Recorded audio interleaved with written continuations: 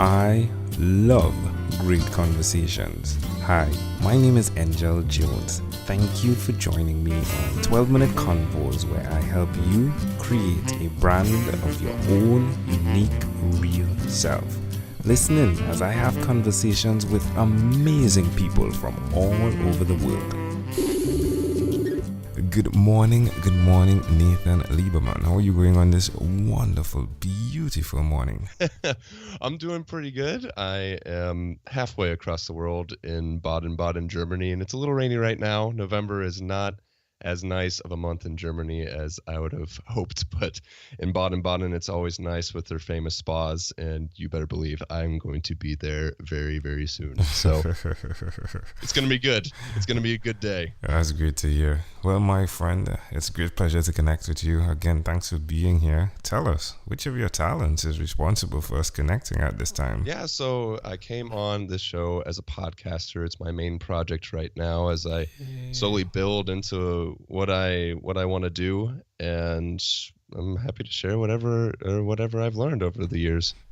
Yeah, tell us about your podcast, please. So the podcast is really a documentation of my investment and in my journey to broaden my horizons as I travel. So it is a travel podcast, but at the same time, I interview just real people from across the globe, people that you would never expect to meet, people that are a bartender in Germany, a businessman in Australia, a housekeeper in Taiwan. It's a compilation of all these fantastic stories from people that you would never expect to meet. It must be fun doing what you're doing, right? Oh man, it's a ride. I gotta say, the only way I can describe it is an absolute ride from start to finish. So, you know, what you're doing on your podcast, it really speaks to your personality, that warm, trustworthy type, conversational individual. Who did you learn that from? Well, thank you. Actually, I learned that a long time ago from my mother, and I shout out to my mom if she's listening. But she really instilled in me an investment in people. And as that's one of the best investments that you can make. And I'll always have something in my head, a saying, a mantra that I always tell myself, and that's to ask questions and truly listen to the answers. And that has gotten me through most of my life, to be honest, as I've been able to cultivate just the best relationships I can possibly imagine. And that leads to just about every other aspect of my life. Where's the best place for people to connect with you, Nathan, and what you do on your podcast? So you can contact me through my email. I'm happy to answer any questions, and that's my first name, Nathan, at OysterWorld.com. So Oyster World, like the world is your oyster, is the name of the podcast as well, and you can find that on iTunes. You can find that on Stitcher, iHeartRadio, or all the other major podcast providers. Why will you continue to podcast, my friend? Oh man, it's cliche, but it's true. The podcast, it changes you. And I know a lot of people start podcasts for business reasons and for reviews and fame, and they want to get to the top, but it changes you in a lot of ways, from the way that you analyze the way that you're speaking. And you get to actually hear your voice and construct that in different ways. Or how do you structure questions? How do you ask very intelligent and engaging questions? Is a very meta skill that will transfer to the rest of your life. So that's one of the reasons for me why I absolutely love podcasting, is it's a way to deconstruct just my basic way of speaking and reform it in a way that's also very helpful. And then how to engage with people. How do you get on someone's good side that you're interviewing that you just met 30 minutes ago? And how do you get them to open up and share their experiences? Yeah. It's a skill that translates to everything else. And I got to say, it's fun just talking to people. It is. Amazing. As you know, obviously, yeah. Since you have over 1,000 in the book. Yeah, it is an amazing skill. It is an amazing opportunity on the both sides of the mic. The person you're speaking to and the person who's doing the speaking as well. You, absolutely. Most definitely. Well, tell us one other thing that you've done consistently over the last 3 years. I would say this is a tough one because I've had some major. I graduated college, and there's been major shifts in my life. But I really think the thing that I've really been able to practice, and what it translates to is I've been able to travel a lot. I've been able to get out into the world, and in that way, I guess for over the last 3 years, I've been able to really think outside the box in a lot of ways. And I mean that in the way that I look at the things that I should do, maybe get a job out of school, settle down, find a girlfriend, get a family, all the things that we're kind of pushed towards. And I've been able to think, what if I didn't do that? What if I went and traveled for a year or 2 years? What if I started a podcast? What if I started an online business? Or what if I moved to a new city? Just been able to really think about things differently, things that I should do, and then really try to deconstruct why those things were pushed to do, and then try something else. And I got to say, it's really helped me, especially where I am, my mindset now as I go through the world, and it's got me to travel the world at the same time. And it's really benefited me to really create the opportunities that I have today.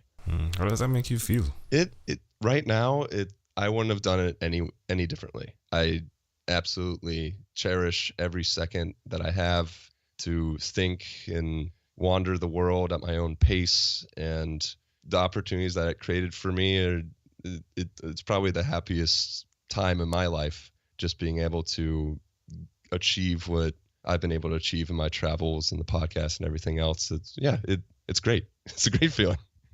Suggest to someone out there that's listening who may be considering doing the thing they love, or actually the person who's doing the thing they love, and they probably want to give up, right? Why would you suggest to them that they keep on going? It's you have to find the thing that's right for you. And once again, we get pushed towards a lot of things. Like, what's the new shiny thing that you should be chasing or you should be doing? What are the top 10 hacks that will take your podcast to 1 million views? What are the top 10 things that'll make your business a great thing? When it really comes down to is what's good for you. What are the systems that are great for your life? Because everyone is extremely different with extremely different circumstances. And I think for everyone that's struggling, just take a second, take a breath, and step back for a second. If you get that overview of your life and really can dissect why you're doing the things you're doing instead of just being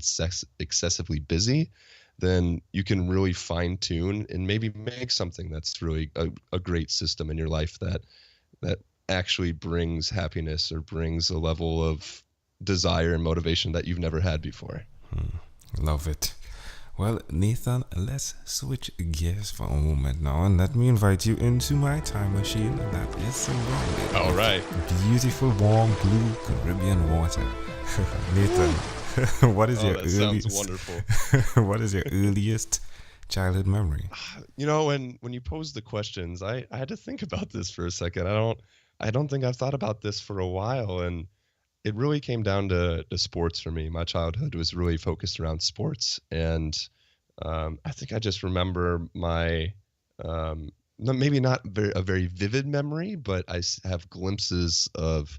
I was all over the place playing baseball, soccer, football, the normal childhood of a kid in the USA, and my dad was always there too, though, and I really remember that he was always the coach. He was always there, always pushing me to be a little better, and I always have that stuck in my head of all the games, like all the great games that we had over the years.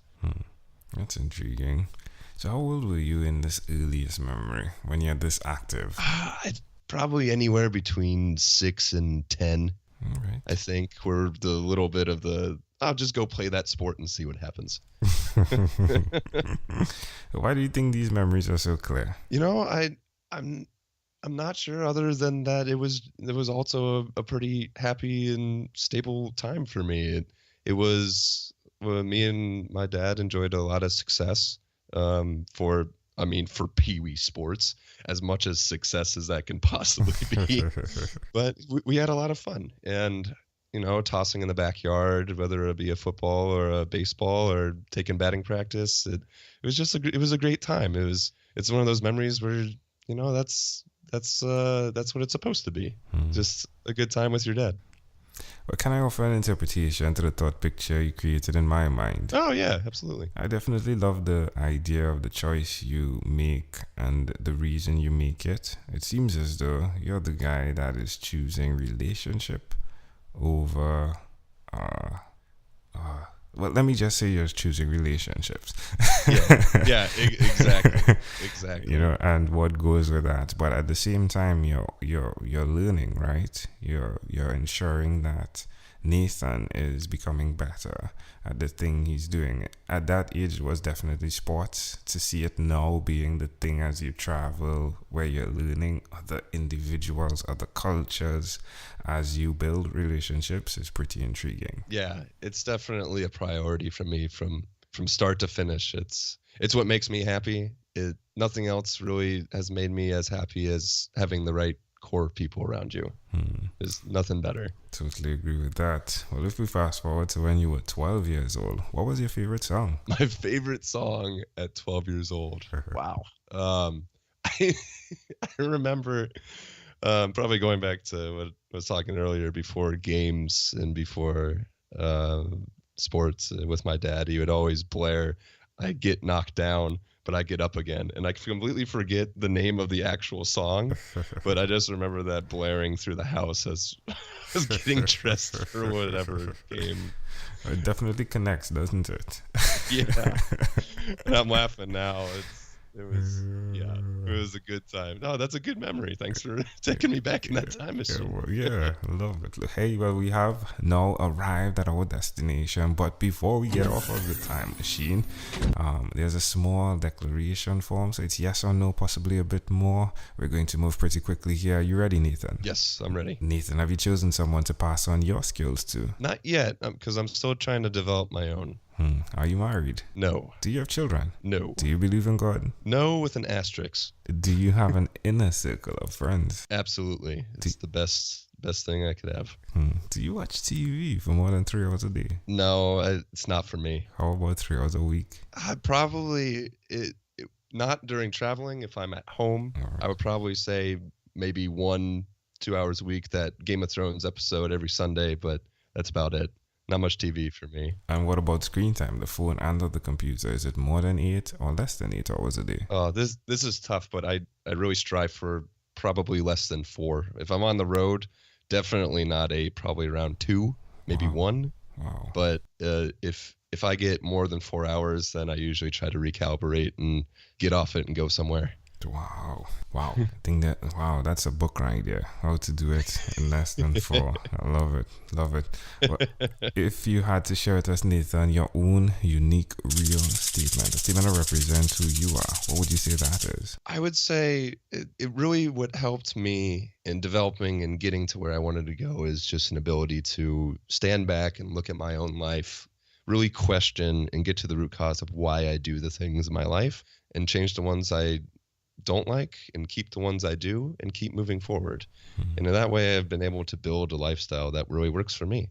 And I really recommend everyone try it, even if it is just journaling for 5 minutes, just brain dumping what systems, what things you have in your life. Try it. Just take a step back, look at it, look at everything, literally everything. And you never really know what you're going to find.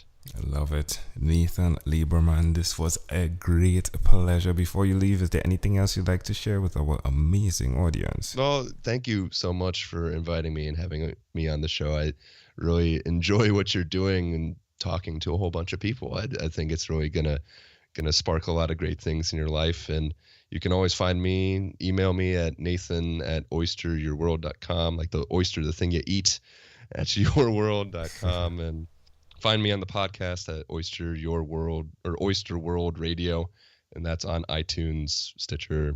You can find it everywhere. So check out, say hi to me. I'll be willing to talk to anybody. There we go. Nathan Lieberman, again, great pleasure, my friend. Oyster World Radio. Check it out. Hey, thank you, my friend, for being on what is inspired by 12-Minute Convos with Angel Jones. Thank you, Angel, and we'll talk soon. Thank you for being on 12-Minute Convos with Angel Jones. Stay tuned for more from our advertisers. Diabetes is a mountain pandemic. It's a disease that's not acute but chronic. Similar to this rhyming method, I have simplified the definition, the signs and symptoms, and the complications of diabetes for both adults and children in my books, Poems for Patients, A Focus on Diabetes, and The ABCs of Diabetes for Children. These books are available on Amazon.com, and for more information, you can visit my website, poemsbyaj.com. That's poemsbyaj.com.